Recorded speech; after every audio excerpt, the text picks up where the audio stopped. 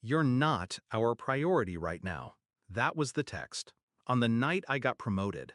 After 6 years of crawling through mud for a company that almost ate me alive.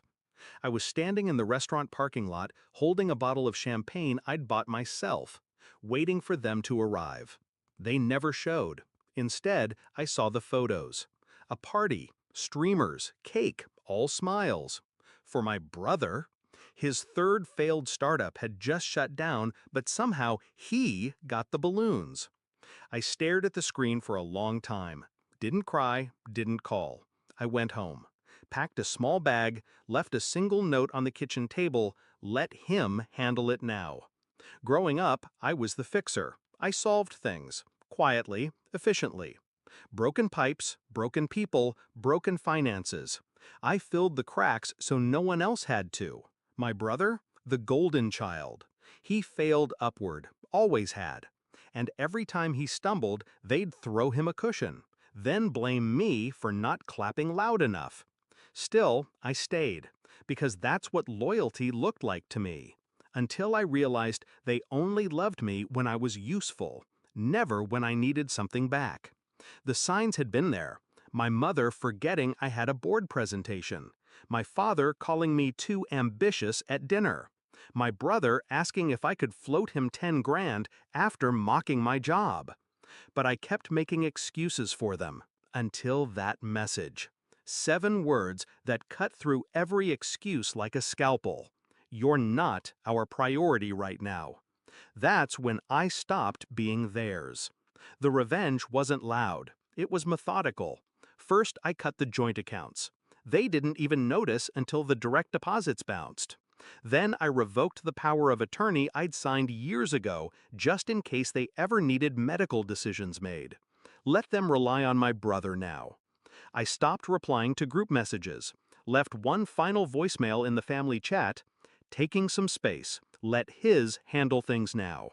No anger, no drama, just absence. I was the spine of that household, and I quietly slipped away. The house? I stopped paying the utilities. They dumped it all on me after Dad's surgery, remember? Funny how fast a home turns cold when no one's paying the heat. Funny how fast a family panics when the one who always fixes things stops picking up the phone. But I wasn't finished.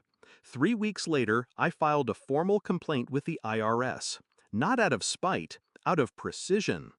I'd been doing their taxes for years, knew every shady deduction, every unreported freelance gig, every suspicious business loan to my brother that was never repaid. The audit didn't hit immediately, but when it did, they would feel it in waves. The night before the audit letters arrived, my brother called. 6 times. Left a message. Hey, there's something going on with the accounts. Mom's freaking out. Can you call me back? Like, soon? I didn't. Then came the text from Mom. We need to talk. Your brother's overwhelmed. I laughed. It was always about him. Even when it was my mess they'd made, he got the sympathy. So I let him drown in it. Let him explain to the auditors why their business receipts were on my login. Let him figure out the insurance mess when Dad's policy lapsed. Let him try to sell the car that was still under my name until the bank flagged it. I just kept going, building my life. A better apartment, a dog, a promotion, silence. The morning it all imploded, I was sipping espresso, watching the sun rise over clean windows. 42 missed calls. Voicemails ranging from desperate to angry to pleading. I didn't answer. Instead, I texted my brother one line. Let me know how it goes. You've got this.